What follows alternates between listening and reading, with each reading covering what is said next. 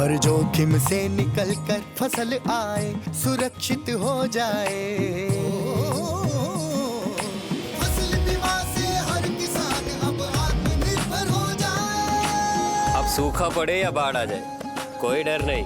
अब ओले पड़े या कीट पतंगे फसल खा जाए, कोई फिक्र नहीं।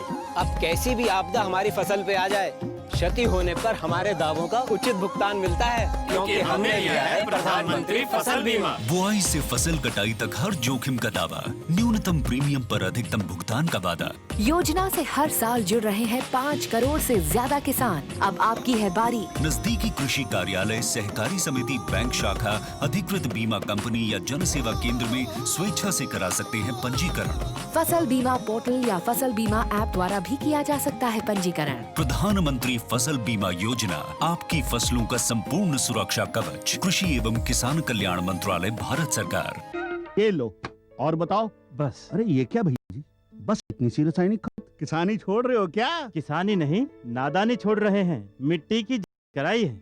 अब तो लालाजी जितनी जरूरत है उतने ही उर्वरक खेत में डालेंगे। हाँ किसान भाई, आज ही अपने जिले की नजदीकी भूमि परीक्षण प्रयोगशाला में मिट्टी की जांच जरूर करवाएं और मिट्टी में पोषक तत्व, नमी व पौधे के विकास को देखते हुए केवल जरूरत के अनुसार ही पोषक तत्व डालें। और हाँ, मिट्टी में गंधक, जस्ता, बोरोन जैसे सूक्ष्म पोषक तत्वों का पता लगाना भी न भूलें। उर्वरक और जैविक खाद के सही उपयोग से भूमि का उपजाऊपन बनाए रखें, उत्पादकता बढ़ाएं, खर्चा घटाएं और बहुमूल्य विदेशी मुद्रा बचाने में भी सहयोग दें। और हाँ, धीमी गति से नाइट्रोजन उपलब्ध कराने वाले उर्वरकों जैसे नीम लेपित यूरिया को प्राथमिकता दें और यूरिया का पत्तों पर छिड़काव करें। अरे वाह, तू तो सचमुच समझदार हो गया रे। अधिक जानकारी के लिए संपर्क करें जिला कृषि अधिकारी या किसान कॉल सेंटर।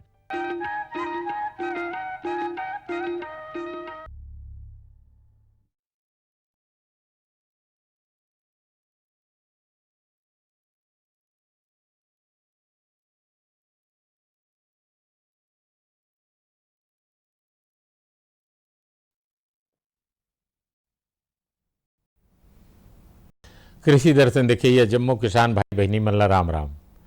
संगवारी हो, आज कृषि दर्शन कार्यक्रम में चर्चा के विषय है वैज्ञानिक एवं नए तकनीकीले गेहूं के उन्नत खेती कैसे करन। ये विषय में आज चर्चा करे बर आए है इंदिरा गांधी कृषि विश्वविद्यालय के वरिष्ठ वैज्ञानिक एस टुटेजा साहब। टुटेजा साहब, आपके स्टूडियो में स्वागत है। नमस्कार। संगवारी हो, रबी फसल के मौसम में हमन यहाँ धान काटे के बाद में बहुत बड़े रकबा में हमारे किसान भाई मन गेहूं की खेती करते और गेहूं की वैज्ञानिक खेती कैसे करना, नया तकनीकी कैसे खेती करना चाहिए और सिंचाई कब कब देना चाहिए, ये जम्मो बात ला आज हम टुटेजा साहब से चर्चा करबो और जानबो। काबर कि हमारे जो छत्तीसगढ़ के किसान भाई है वो मन धान के बाद में रबी के मौसम में अक्सर करके दलहनी, तिलहनी और गेहूँ की खेती करते हैं। तो अगर आप मन कहूँ सरना धान या माई धान बोए हवा और कहूँ लंबा समय के बाद कटाई होत है, तो वो समय दलहनी तिलहनी के जगह में कौन से फसल ला बोना चाहिए, यहो विषय में हम चर्चा करबो।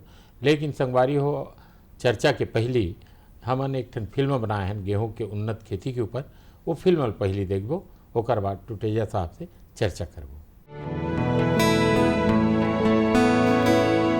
इंदिरा गांधी कृषि विश्वविद्यालय ने हमारे राज्य के किसानों को धान के अलावा गेहूं की खेती के लिए भी प्रेरित किया है और आधुनिकतम विधियों को भी बताया है, ताकि हमारे राज्य के धान उत्पादक किसान भाई बहन गेहूं के लाभ से भी भरपूर रहे।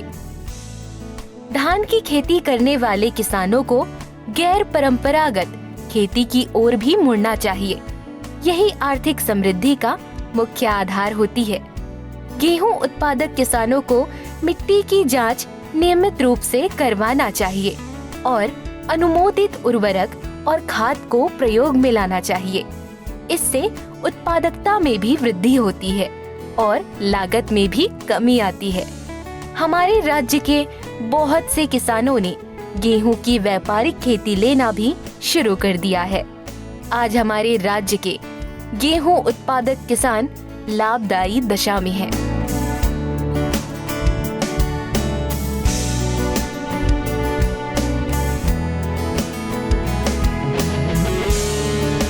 किसान भाइयों, भारत जैसे विशाल देश जो कृषि प्रधान कहलाते हैं और जहां 2/3 जनसंख्या अभी भी प्रत्यक्ष या अप्रत्यक्ष रूप से खेती पर ही निर्भर करती है, आवश्यकता इस बात की है कि कृषि उत्पादन में ठहराव को दूर किया जाए तथा खाद्यान्न उत्पादन बढ़ाकर आत्मनिर्भर बनाया जाए।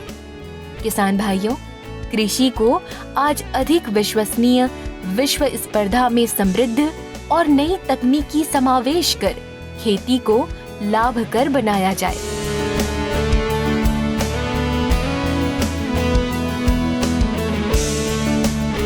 गेहूं की खेती में बुवाई से पहले खेत की अच्छी तरह से जुताई करें।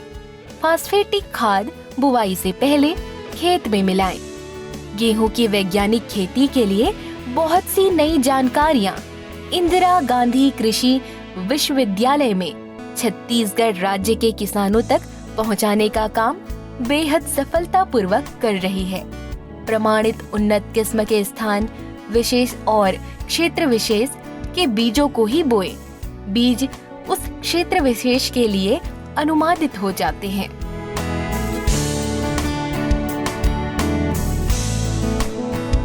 किसान भाइयों, बीजोपचार के लाभ से इस तरह से है कि बीजों में अंकुरण अच्छा होता है, कम लागत में अधिक उपज प्राप्त होती है, भूमि और बीज दोनों ही निरोगी रहते हैं, बीजों को सड़ने से रोका जा सकता है, पौधों में रोगों से लड़ने की क्षमता बढ़ जाती है। किसान भाइयों, गेहूं के बीजों को बीजोपचार के लिए मैनकोजेब या थायरम का 2 से 2.5 ग्राम प्रति किलो बीज से उपचारित करें। ऐसा करने पर गेहूं में टुंडा या ईयर कोकल रोग नहीं होता है।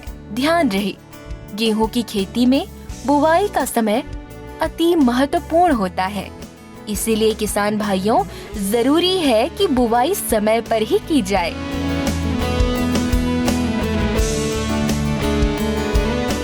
किसान भाइयों, गेहूं की फसल में पहली सिंचाई शुरुआती 20 दिनों में ही कर लेना चाहिए, जिससे क्राउन रूट का निर्माण आसानी से होता है, जिससे ज्यादा कल्ले होंगे। दूसरी सिंचाई 40 से 45 दिन प्रति कल्ले बने समय और तीसरी सिंचाई 60 से 70 दिन प्रति गांठे बनते समय। चौथी सिंचाई 80 से 90 दिनों में पुष्पन की अवस्था में। पांचवी सिंचाई यानी 90 से 100 दिनों में दी जानी चाहिए।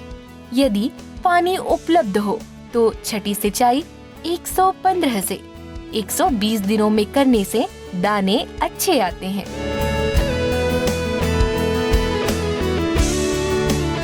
नत्रजन और उर्वरक को 4 भागों में बांटें।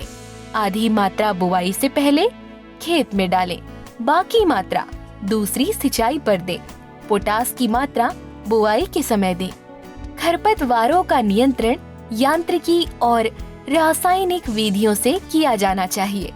फसलों को कीटों और रोगों से सुरक्षित रखने के लिए रासायनिक विधि का विज्ञान सम्मत प्रयोग किया जाना चाहिए।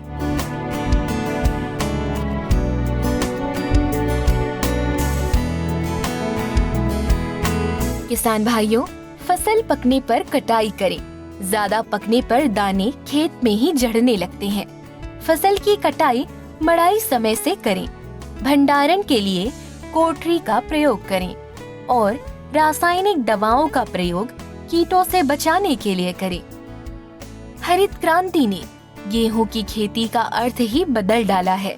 किसान भाइयों, गेहूं का अर्थ पोषण यानी पौष्टिकता है।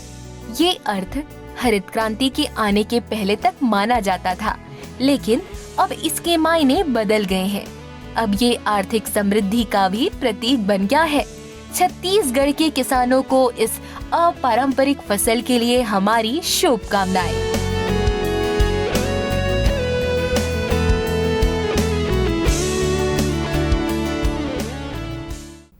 तो संगवारी हो देखे हो अभी गेहूं के कैसे लहलावत फसल, तो आप मन फिल्म में देखे हो कि कब पानी डालना चाहिए, कतका बेर पानी डालना चाहिए, खाद के बारे में बताई से, बीज के बारे में बताई से।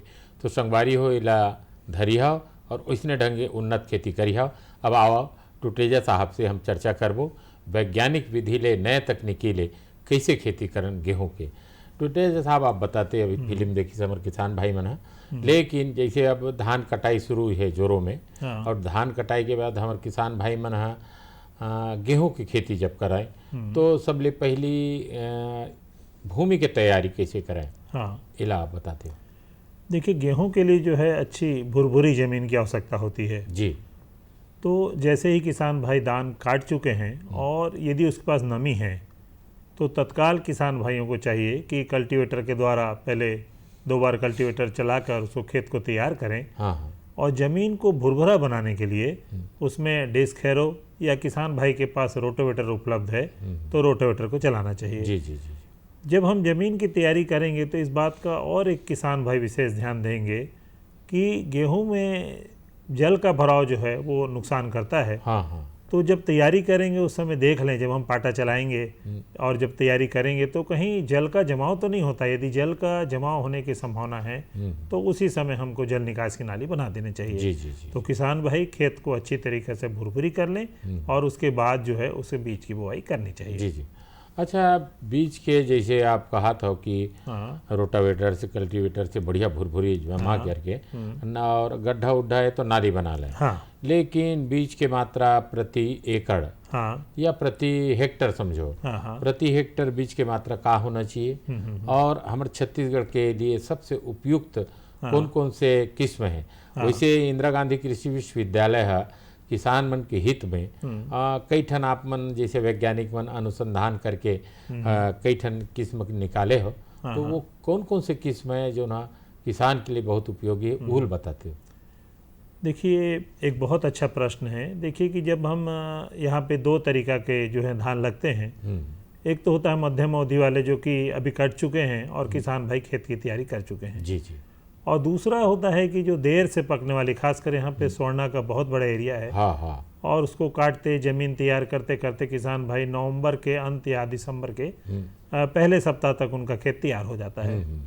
इसको देखते हुए इंदिरा गांधी कृषि विश्वविद्यालय ने इस पे भरपूर अनुसंधान कार्य किया कि किसान को ऐसी जाति दी जाए जो कि नवंबर के लिए अलग, यानी जब हम समय से बुआई करेंगे तो, और यदि हमको देर से बुआई करनी पड़ती है तो उस समय ऐसी जातियों का चुनाव करना चाहिए क्योंकि देर से लगाने पर भी उसमें उत्पादन में फर्क नहीं आए। जी जी। तो इंदिरा गांधी कृषि विश्वविद्यालय ने जो अनुसंधान कार्य किया उसमें समय से बुआई के लिए किसान भाई यदि इस जाति को लिखना चाहें तो ज़रूर लिख लें, क्योंकि पैदावार जो गेहूं के लिए है उसमें 2 चीज़ प्रमुख होती है।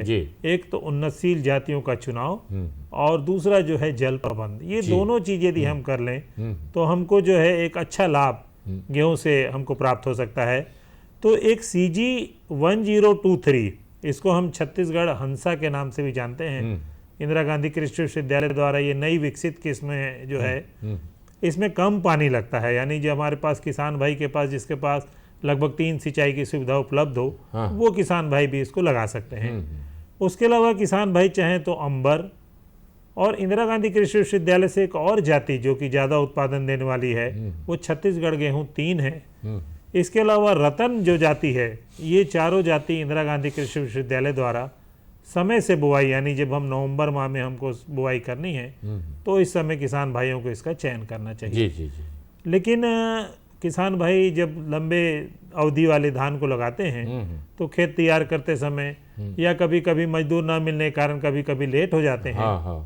तो जब हम दिसंबर में लगाएंगे तो उस समय इंदिरा गांधी कृषि विश्वविद्यालय द्वारा एक CG 1029, जिसको हम तनिष्का के नाम से भी जानते हैं, ये जाति निकाली है। छत्तीसगढ़ गेहूं 4 ये जो जाति है, इसके अलावा जो पुरानी जाति है उसमें लोकवन भी है, GW 173 है, लेकिन जो नई जाति निकाली गई है खासकर CG 1029 या छत्तीसगढ़ गेहूं 4, इस किसान भाइयों को चाहिए कि इसको लगाएं, जिससे कि हम देर भी हो गई है तब भी हम अच्छा उत्पादन इसे ले सकते हैं। जी जी जी। जहाँ दूसरा प्रश्न आपका था कि बीज कितनी मात्रा में लेनी चाहिए, तो देखिए बीज भी जो मात्रा रहती है इस पर निर्भर करता है कि हम कौन सी अवधि में इसको लगा रहे हैं। यदि हम नवंबर में लगा रहे हैं तो 40 से 45 किलो, और यदि हम दिसंबर माह यानी हमको लेट हो गया उस समय तो किसानों को प्रति एकड़ 50 किलो बीज की आवश्यकता होती है। जी जी। जैसा कि पिक्चर में भी आप देख रहे थे कि जब हम इस बीज को लगाएंगे तो बुवाई के पहले किसान भाइयों को चाहिए कि फफूंद नाशक दवा से इसको उपचारित जरूर कर लें। इसकी जो मात्रा होती है 2.5 से 3 ग्राम मात्रा प्रति किलो की दर से उसका उपयोग करें।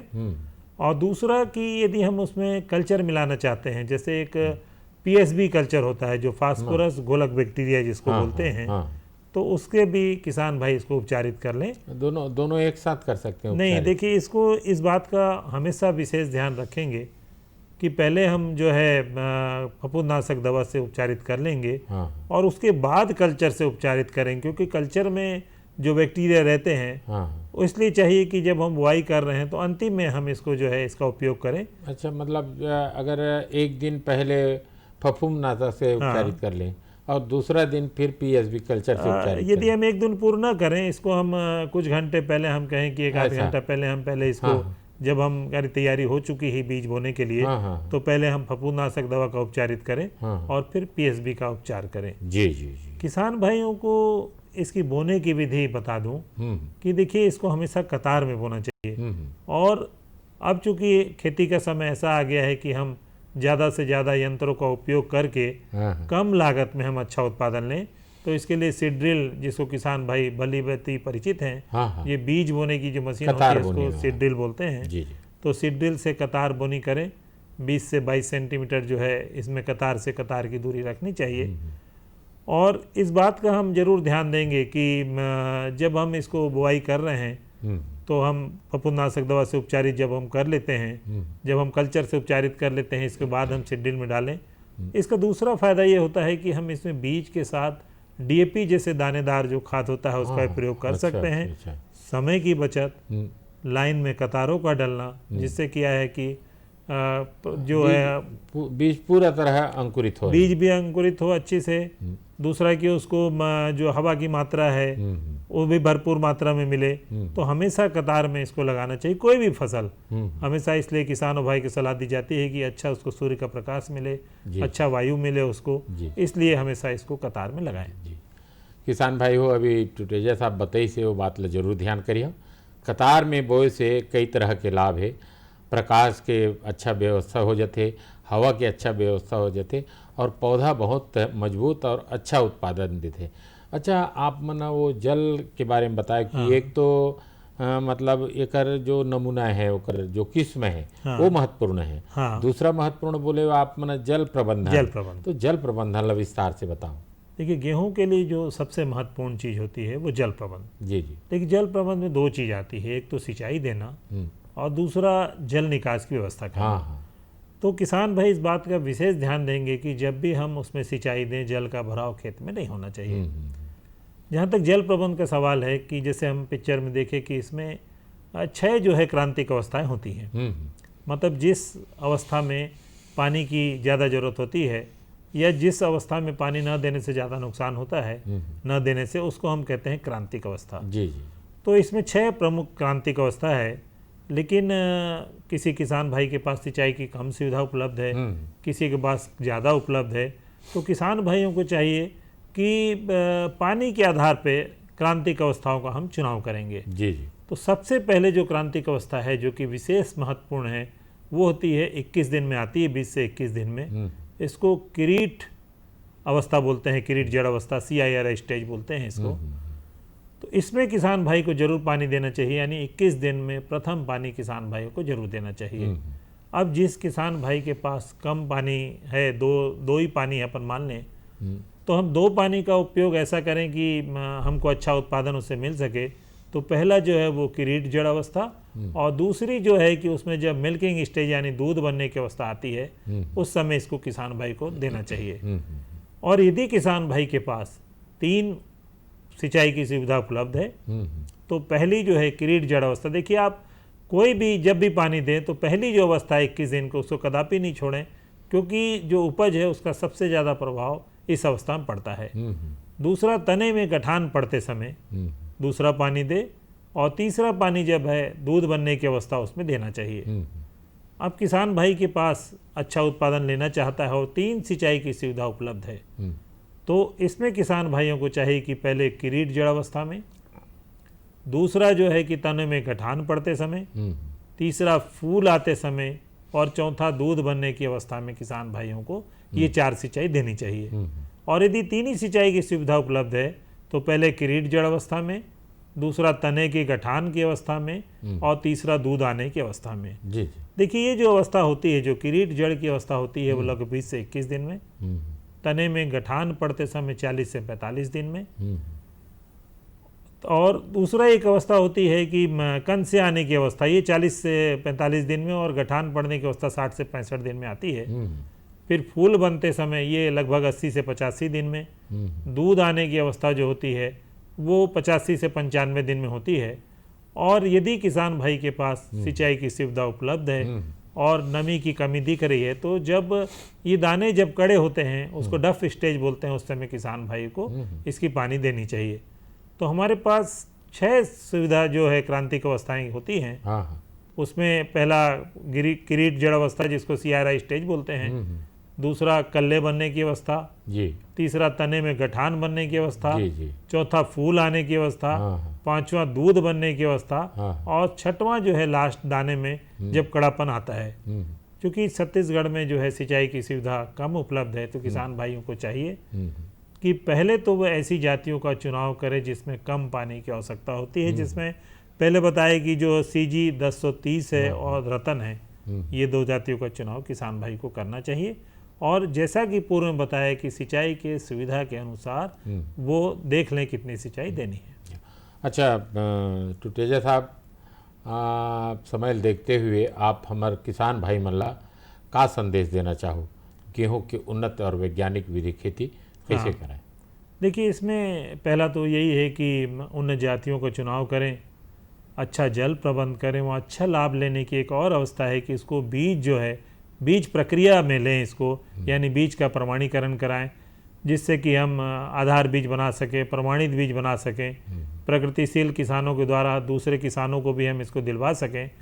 और प्रमाणित और आधार बीज बनाने से ये होगा कि हमको इसका अच्छा लाभ भी मिलेगा और हम सक्षम होंगे कि ज़्यादा से ज़्यादा बीज हमारे किसानों तक पहुंच सके, क्योंकि जो अच्छी जाति के बीज, अच्छे बीज किसानों तक पहुंचेंगे तभी हमको इसमें अच्छा लाभ लिया जा सकता है। तो किसान भाई हो, अभी आप मन जाने हो कि अभी जब गेहूं के बोआई करो, गेहूं खेती करो, तो टुटेजा साहब जो बताई से बोला बिल्कुल आप मन गांठ पार के धर ले रहा, और जो जो किस्म बताया है वो किस्म भी आप मना जरूर लिख ले रहा, और बोला ले करके आप मना उन्नत ढंग ले बढ़िया गेहूं की खेती करिए। संगवारी हो, अवैया बेरा में फिर एक नया फसल के विषय के चर्चा लेके आवो, जाए के बेरा हो गए। तो जम्मू किसान भाई बहनी मल्ला राम राम।